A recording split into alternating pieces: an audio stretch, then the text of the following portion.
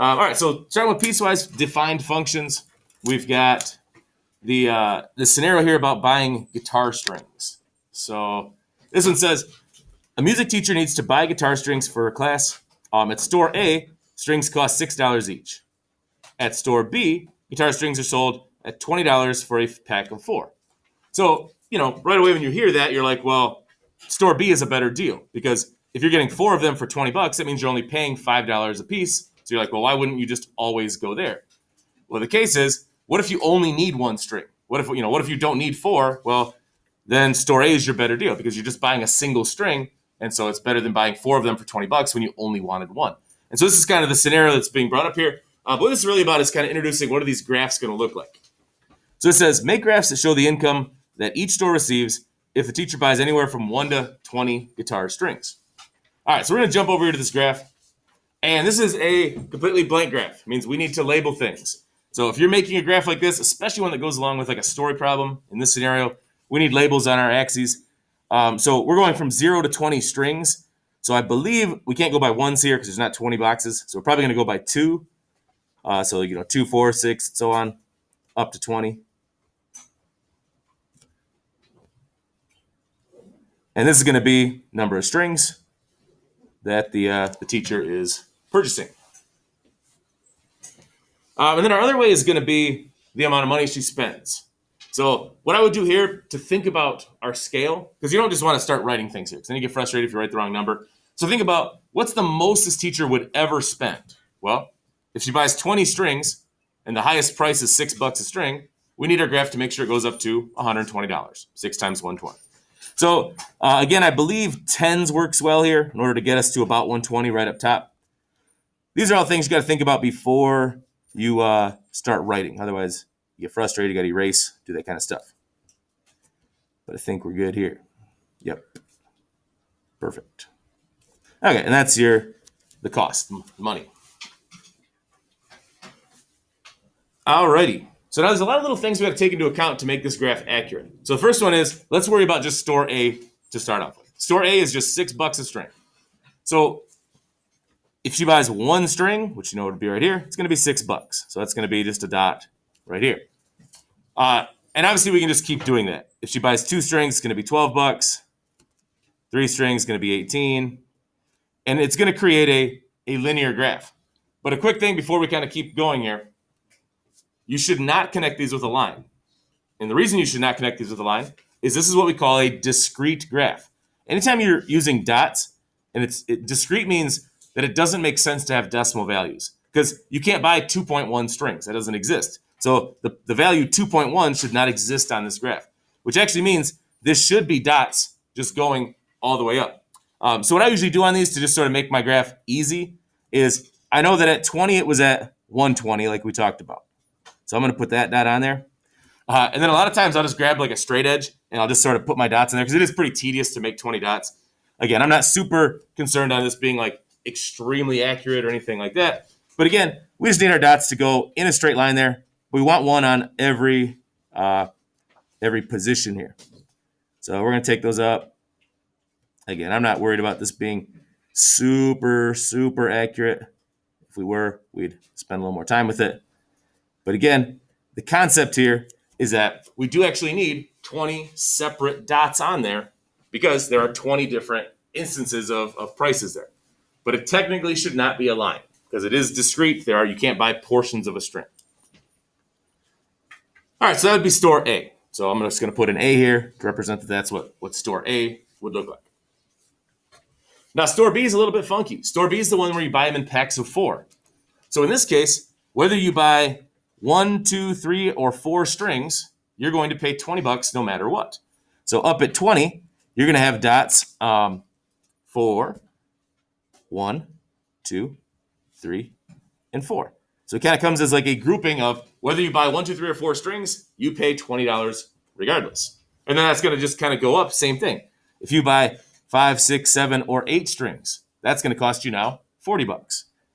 So we go up to 5 and 6 and 7 and 8. And we're there. And then next grouping is going to cost you $60. So that's going to be 9, 10, 11, and 12. Those are all going to be 60. 9, 10, 11. 12. And same thing going forward. 13 is going to be up at 80. So is 14, 15, and 16. And then lastly, 17 is going to be up at 100. And so is 18, 19, and 20. And so those little steps there, those are the B function or the B store. And so what we get here is the purpose of a graph like this would be for any number, this sort of tells you how do you get the optimal price. You know, if you're like, well, I'm going to buy 16 guitar strings, you could look at this graph and you could say, okay, yeah, at 16, I should go to store B because this value is lower than store A.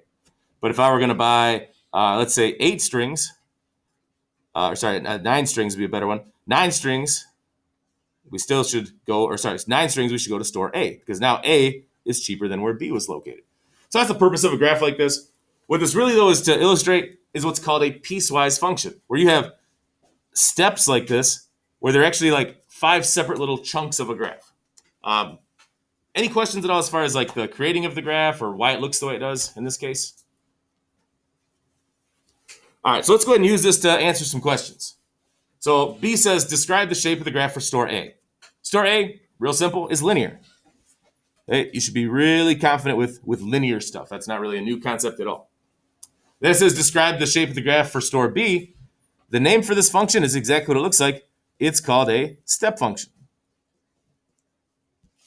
And we already kind of talked about why the graphs were different.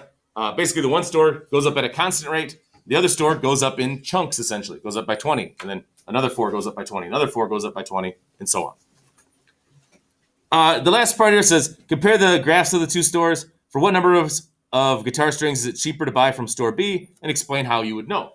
So this is one of these where we look exactly what we talked about. We look at our graph, and we see that store B is cheaper every time it's below the line. You know, like here, and here, and these ones, and these ones, and these ones. So those would represent all the times where store B is better. Now, there's a few times where they're probably going to cost the same. There's a few where they're going to be very, very close. But we can look at really anytime it's under the A line. So that's what I'm going to kind of word this. I'm going to say anytime that B is below the A line. So those are the times when it's going to be cheaper. I'm not going to go through and list them all. Obviously, you could, but in this case, that's conceptually what we're looking for there. Any of the values that are below the line would be the cheaper prices. Okay, so that's just kind of an intro with graphing, with step functions. That's kind of just sort of remind you of some things you've probably seen before, but some might be new. All right, now we got a little tougher one here. This is the kind of we're going to get into what this section is really about, which is writing equations for those types of functions. So this says we've got Alani has a summer job as a lifeguard. She makes $8 an hour for up to 40 hours each week. So for the first 40 hours she works, she's making $8 an hour. If she works more than 40 hours, she makes 1.5 times her hourly pay. If you know anything about overtime, a lot of time you get paid time and a half. Sometimes you get paid double time for overtime. That's what that's talking about.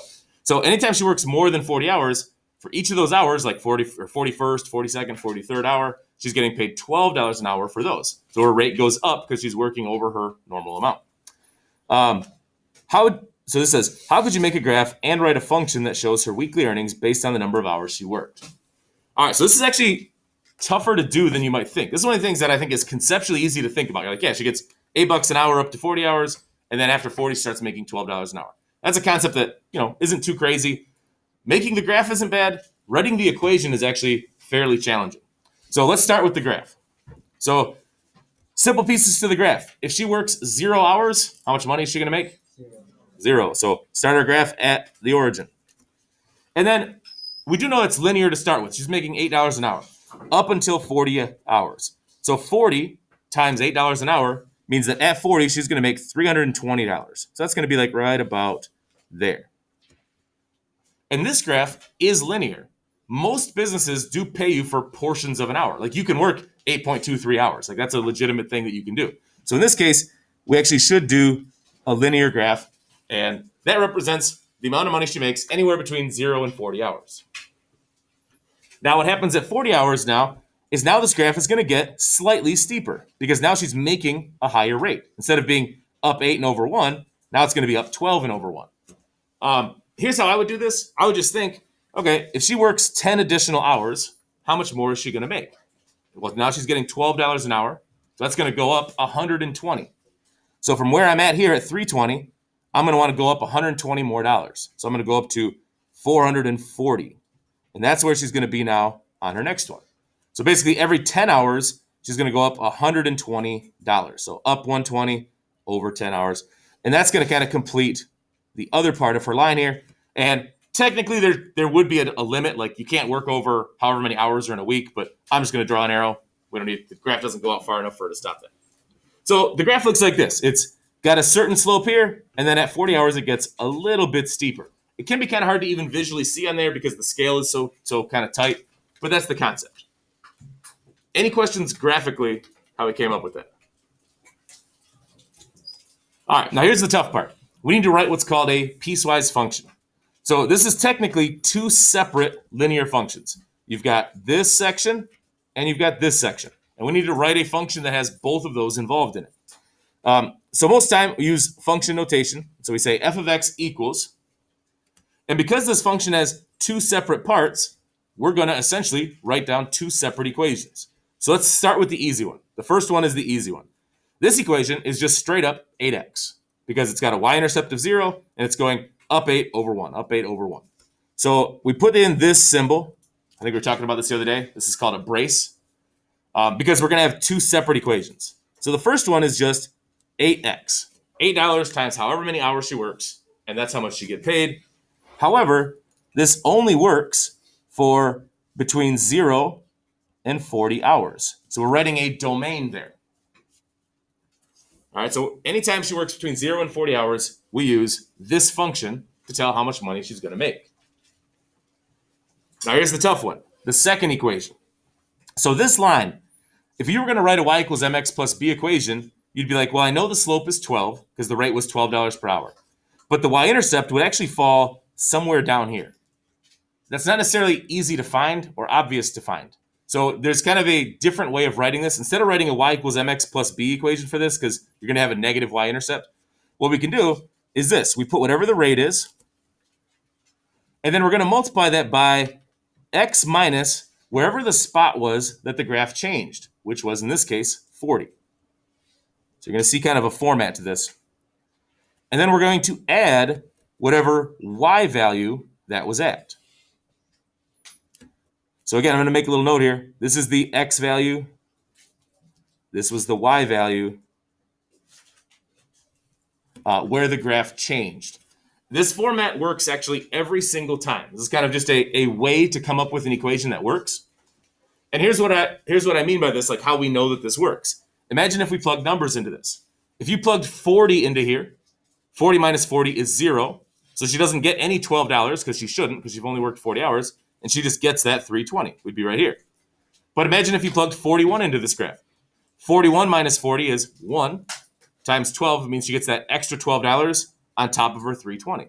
So this equation actually works because this represents the 320 that she's already made because she's already worked 40 hours on top of what she gets in addition to those 40 hours. So this we include the domain of anytime x is above 40. And the way you read an equation like this is you look at it and you say, okay, this means that if I have an x value between 0 and 40, I use this equation. And if I have an x value that's above 40, I use this equation. That's how you determine which one to use when you're setting up and doing these style of problems. Okay? So that was a little bit tough. What I want to have you try to do here is the one on the next page.